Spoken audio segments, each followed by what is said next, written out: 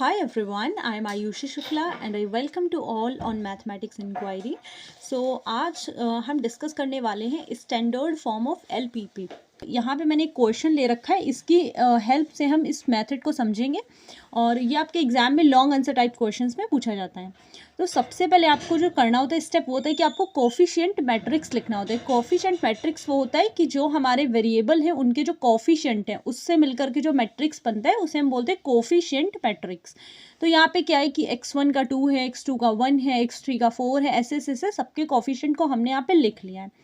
Then एक हम column बनाते हैं जिसमें हम लिखते हैं सारे के सारे वेरिएबल। यहाँ पे 3 वेरिएबल बेसिकली यूज हुए, x1 x2 x3, तो हमने वो ले लिया है। देन यहाँ पे जो हमारे नंबर होते हैं जो इक्वेशन के इक्वल्स में होता है तो वो हम यहाँ पे लिख लेते हैं। इनको कुछ कुछ नाम दे दिया जाता है, a x b, आप कुछ भी दे सकते हैं जो आपको अच्छा लगे। और ये जो पर्टिकुलर जो हमारे कॉलम है इनको मैंने नीचे से दे अल्फा 1 अल्फा 2 अल्फा 3, आप ऊपर भी लिख सकते हैं। देन जो इसके बाद जो हमारा मेन स्टेप होता है कोफिशिएंट मैट्रिक्स बनने के बाद में वो ये होता है कि हमें ये पता करना होता है कि इस पर्टिकुलर लीनियर प्रोग्रामिंग प्रॉब्लम से कितने सोल्यूशन एग्जिस्ट करेंगे, मतलब एक सोल्यूशन, 2 सोल्यूशन, 3 सोल्यूशन, 4 सोल्यूशन। तो उससे पता लगाने के लिए हमें क्या करना होता है, हमें यहाँ पे निकालना होता है n is equals to number of variables. तो हमें देखना है कि पूरे के पूरे जो हमारा एलपीपीएस में कितने वेरिएबल यूज हुए। तो यहाँ पे क्लियरली विजिबल है कि 3 वेरिएबल यूज हुए हैं। Then m is equals to होता है नंबर ऑफ इक्वेशंस, हमें कितनी इक्वेशंस गिवन है। तो हमें यहाँ पे 2 इक्वेशन गिवन है, एक ही हमारी इक्वेशन ये है, एक इक्वेशन ये है, तो हमारी इक्वेशन हो गई। देन फॉर्म जो हमें सोल्यूशन का फॉर्मूला होते 3c2, मतलब ये होता है NCM।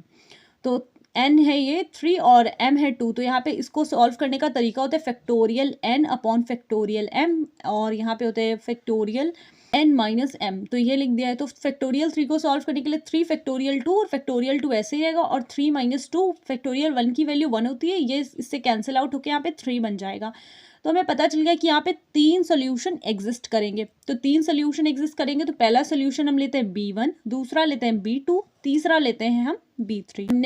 B1 में हम क्या लेते हैं, जैसे ये जो थी इसमें से ही हमें 3 सोल्यूशन बनाने। तो पहला हम ले लेंगे अल्फा 1 अल्फा 2, फिर हम ले लेंगे अल्फा 2 अल्फा 3, फिर अल्फा 3 अल्फा 1। अब कोई भी लेकर के देखिए सबका जो आंसर होगा वो सिमिलर आएगा। जैसे मैंने पहला लिया अल्फा 1 अल्फा 2, आपका अगर मैंने आप अल्फा 1 अल्फा 3 भी ले लीजिए तो लास्ट में जब आप आंसर्स चेक करेंगे तो सिमिलर ही आंसर आने हैं। तो B1 इज इक्वल्स टू हमने ले लिया यहाँ पे अल्फा 1 अल्फा 2।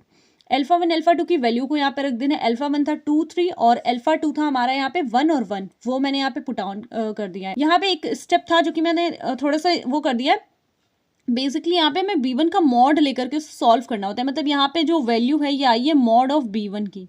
अगर मैं बात करूँ तो मॉड ऑफ B1 को हमें सॉल्व करा है तो क्या होता है, इसकी मल्टीप्लाई इधर, इसकी मल्टीप्लाई इधर करके हम सॉल्व कर लेते हैं। इसको सॉल्व किया तो -1 आ गया जो कि does not is equals to 0 है। अब ये डज नॉट क्यों दिखा है ये मैं अभी आपको आगे चल के बताऊंगी, पहले जब ये स्टेप कंप्लीट हो जाएगा। इसी टाइप से हमें B2 निकाल लेना है। B2 में हमने लिया अल्फा 2 अल्फा 3, तो अल्फा 2 में क्या है 1 1 4 5, अल्फा 3 में इसको लेकर के ये सॉल्व कर लिया, ये आ गया। ऐसे ही B3।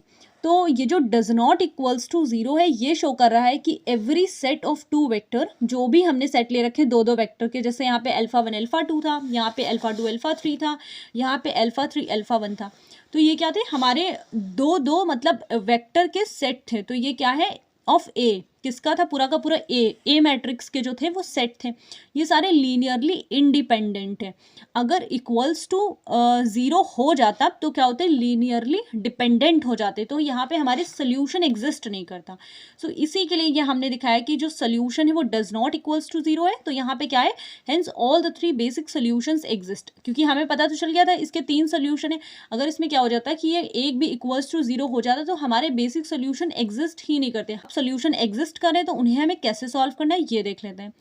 पहले हमने क्या लिया था अल्फा 1 अल्फा 2, ये वाला जो हमारा 2 वेक्टर का सेट था। तो अल्फा 1 अल्फा 2 को क्या कन्वर्ट कर देंगे x1 x2 में, x1 x2 को इक्वल्स कर देते हैं xb1 में, और ये किसके इक्वल होता है, या आप xb1 हटा भी सकते हैं। It's not a mandatory that you need to write this, okay.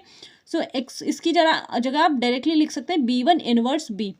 Inverse के ऊपर ऐसे एक डिटेल्ड वीडियो आपको मिल जाएगी मेरे चैनल पे, मैं उसका लिंक वगैरह इस वीडियो के डिस्क्रिप्शन में दे दूंगी। इनवर्स कैसे निकाला गया है वो मैं अभी आपको एक का करके दिखा दूंगी। ऐसे तो यहाँ पे जो था हमें पता है कि B1 की जो वैल्यू है वो आपको सबसे पहले नोट डाउन कर लेनी है। वो मैं यहाँ से ले लेती हूँ। B1 था हमारा 2 3 1 और 1। इन्वर्स निकालने के लिए सबसे पहले आपको चाहिए होता है मॉड ऑफ B1, इधर का मल्टीप्लाई इधर, इधर का मल्टीप्लाई इधर, बीच में माइनस, तो इसके वैल्यू आ गई -1। देन हमें निकालना होता है adjoint of B1। Adjoint of B1 निकालने के लिए हमें सबसे अच्छी ट्रिक होती है, मैंने बता रखी है, जैसे 3x3 में ज़्यादा हेल्पफुल होती है, यहाँ तो ठीक होती है। यहाँ पे आपको randomly plus minus minus plus बस आप क्या करना है, पहली रो को क्लोज कर देना और पहले कॉलम को भी क्लोज कर देना। क्या नंबर दिख रहा है 1, उस पहली रो तो क्लोज ही रहेगी, दूसरा कॉलम क्लोज कर देना, नंबर दिख रहा है 3 रो पहला कॉलम तो नंबर दिख रहा है 1, इसी टाइप से दूसरी रो और दूसरा कॉलम तो यहाँ पे नंबर दिख रहा है 2। अब हमें क्या निकालना है, इनवर्स, तो B1 inverse is equals to होता है, ये बेसिकली कोफिशिएंट मैट्रिक्स होता है, it's not like a adjoint of A।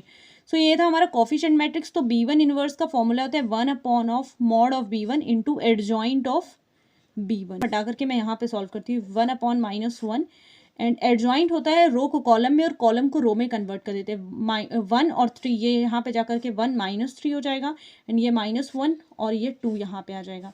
सो इस टाइप से आ गया आपका B1 इनवर्स।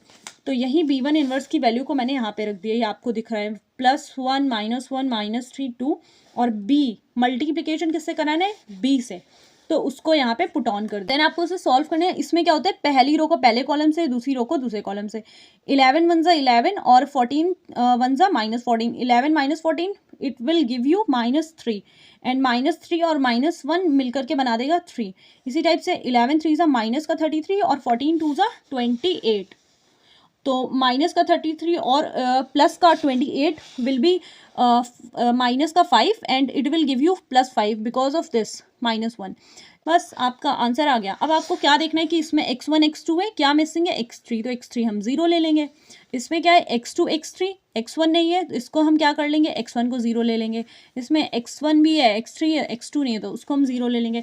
इसको मैंने यहाँ पे लिख दिया आपके लिए। So basic solutions are 3 5 0 0 -1 3। ये मैंने कहाँ से लिखे हैं, जो मैंने अभी आपको लाइन बताई है, जैसे ये जो थे इसमें x1 x2 था, x3 नहीं था तो 3 5 0 हो गया, तो वही चीज़ें यहाँ पे मैंने लिख दी हैं। सो आई होप आपको ये जो सोल्यूशन है इसका समझ में आया होगा। मे बी अगर आपकी कोई क्वेरी है तो आप मुझे कमेंट करके पूछ सकते हैं। So till then take care everyone, मिलते हैं नेक्स्ट वीडियो में।